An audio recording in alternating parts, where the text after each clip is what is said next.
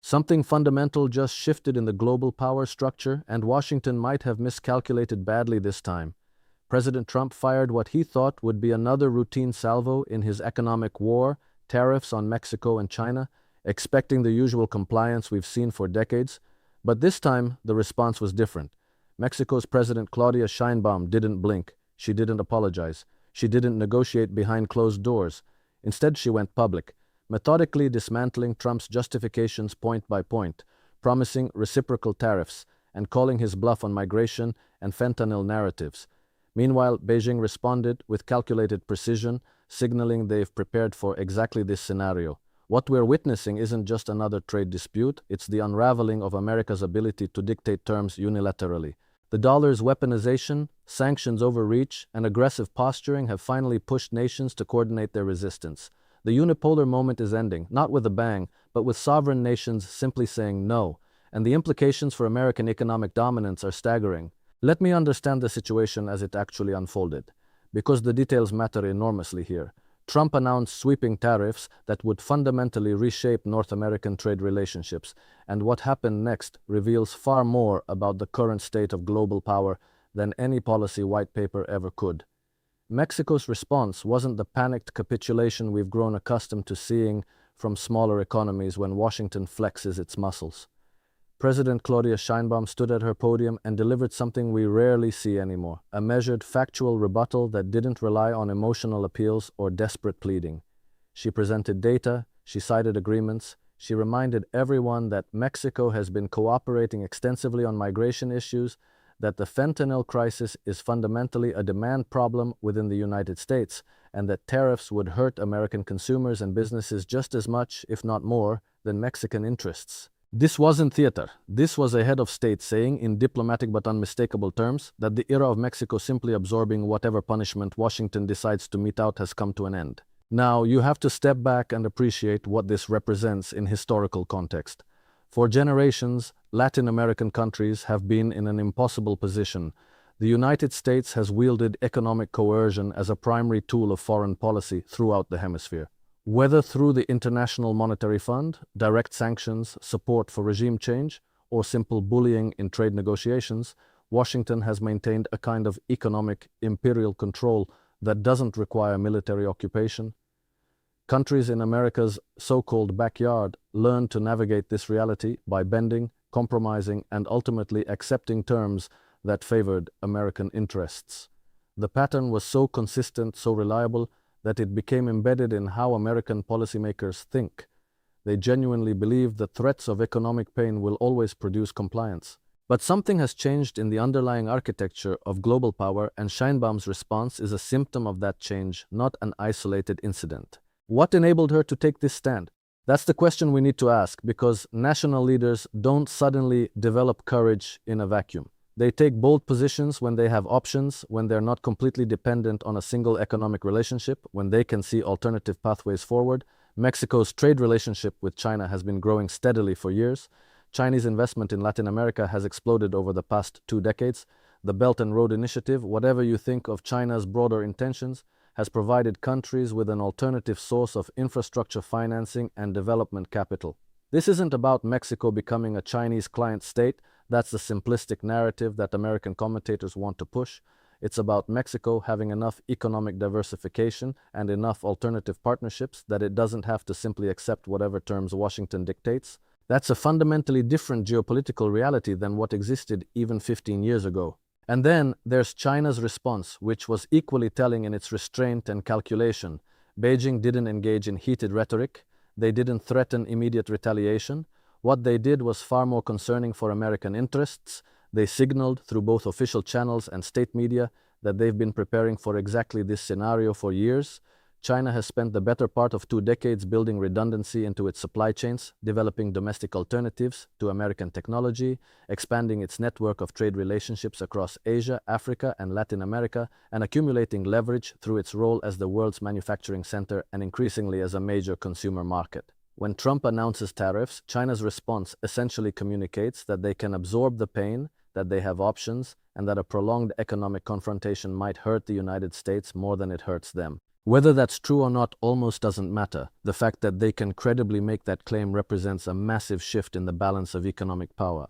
Let's talk about what tariffs actually accomplish, because there's a lot of confusion about this, deliberately fostered by politicians who want to appear tough without explaining the consequences. Tariffs are taxes on imports, and those taxes are paid by the importing companies and ultimately by consumers in the country imposing the tariffs. When Trump puts tariffs on Mexican goods, American companies importing those goods pay more, and American consumers see higher prices.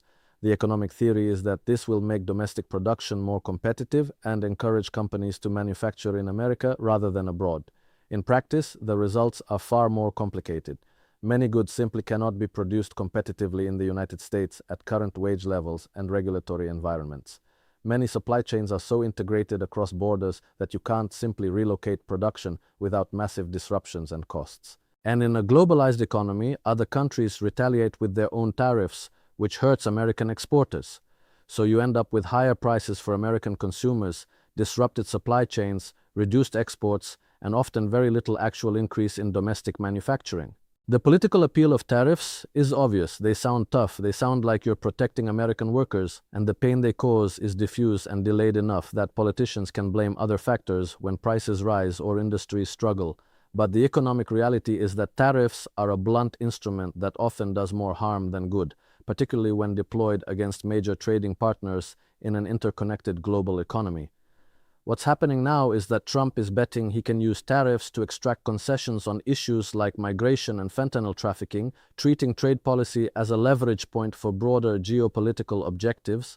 Mexico and China are calling that bluff by demonstrating they're willing to accept economic pain rather than capitulate to demands they view as unreasonable or detrimental to their sovereignty. Here's where it gets really interesting from a systemic perspective. The United States has relied on economic coercion as a primary tool of foreign policy for so long that American policymakers have lost sight of the conditions that made that coercion effective.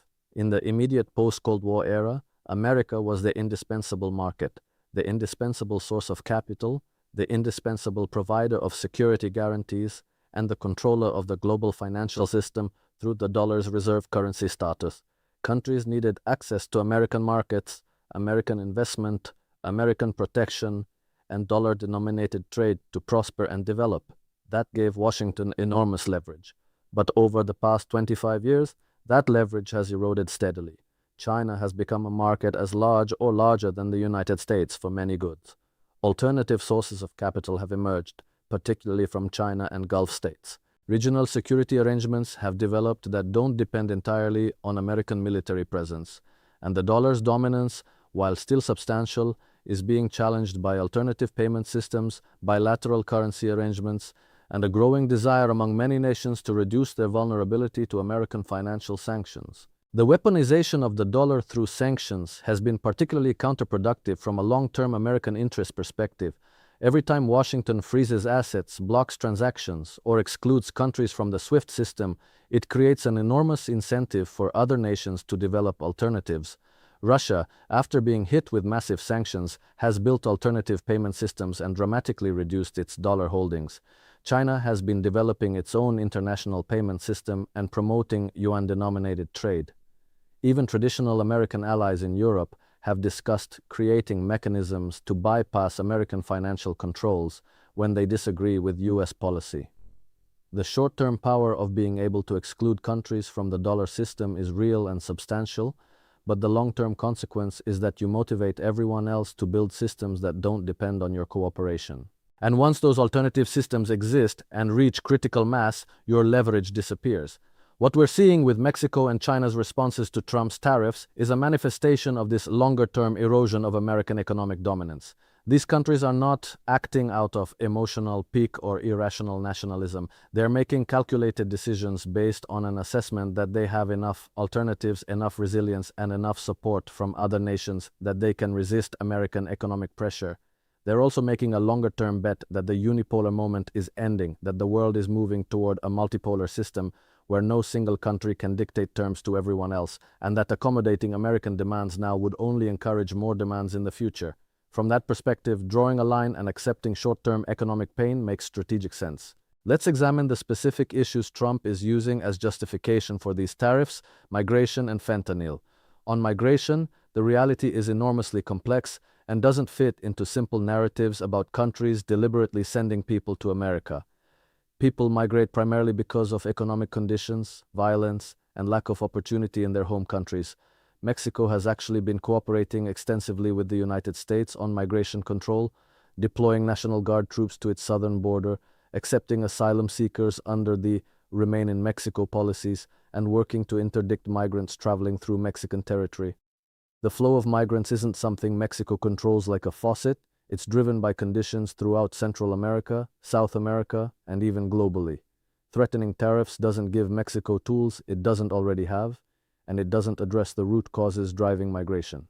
What it does is create resentment and political pressure on Mexican leaders to demonstrate they won't be bullied, which is exactly what we're seeing with Sheinbaum's response. On fentanyl, the situation is even more complex and even less amenable to solutions through tariffs. Fentanyl is primarily a demand-side crisis. Americans are dying from fentanyl overdoses because there's enormous demand for opioids in the United States, a demand that was substantially created by pharmaceutical companies aggressively marketing prescription painkillers and getting millions of Americans addicted. When prescriptions became harder to obtain, people turned to illegal markets, and fentanyl emerged as the most potent and profitable substance to supply that market.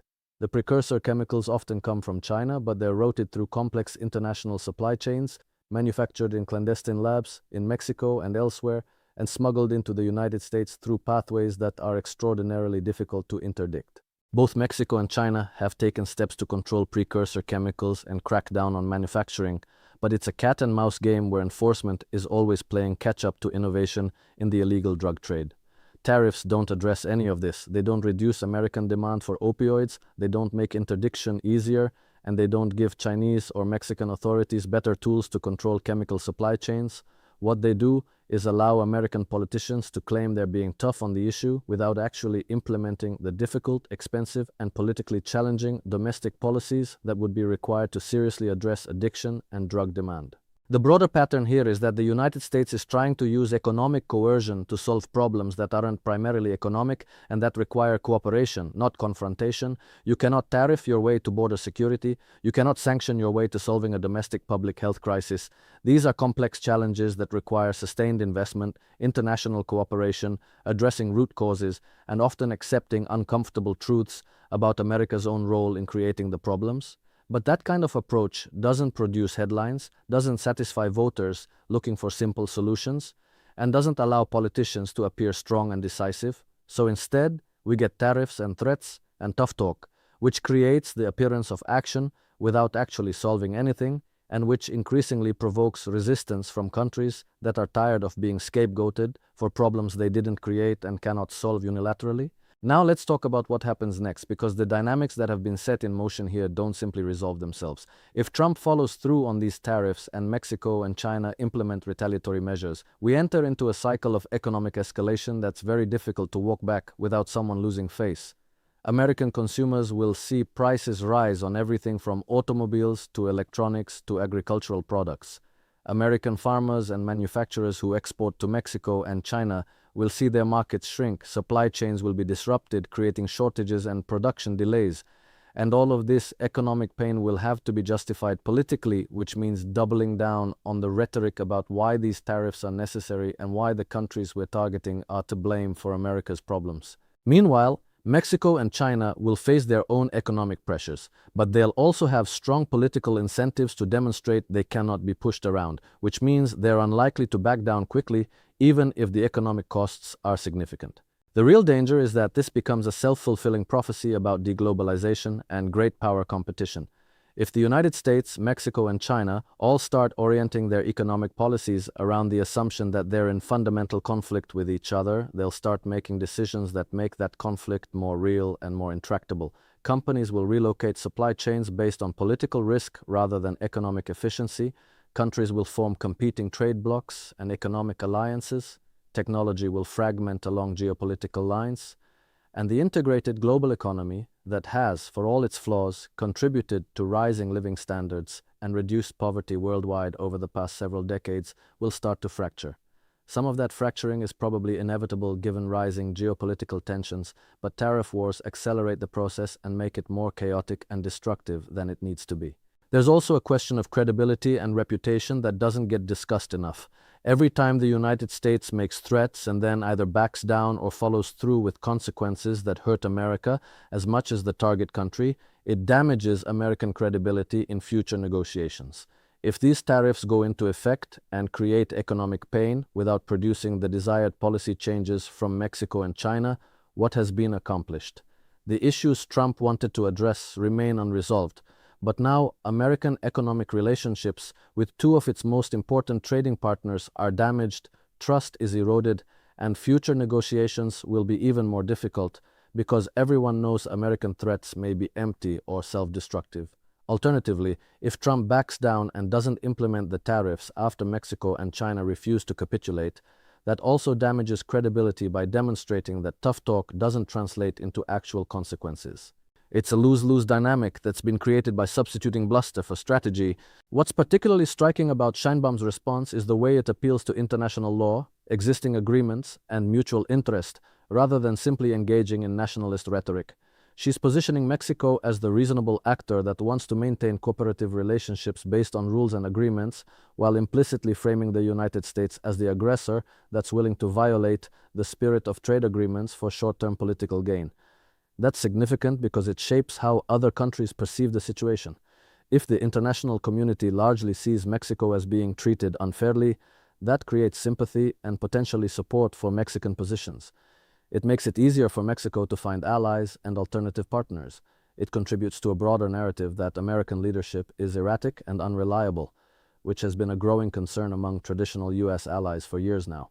The soft power consequences of being seen as a bully that doesn't respect its own agreements are real and lasting, even if they're harder to measure than trade statistics. China's response fits into their longer-term strategic approach of presenting themselves as a stable, reliable partner in contrast to an unpredictable America. Whether you believe that presentation or not, whether you think China's own behavior deserves that characterization or not, it's effective messaging in much of the developing world. Countries in Asia, Africa, and Latin America are watching this confrontation and drawing conclusions about which major power is a better partner for their development and security. If the lesson they take away is that the United States makes unreasonable demands backed by economic threats, while China offers investment and trade without political conditions, that shifts the geopolitical landscape significantly. Again, the reality is more complex.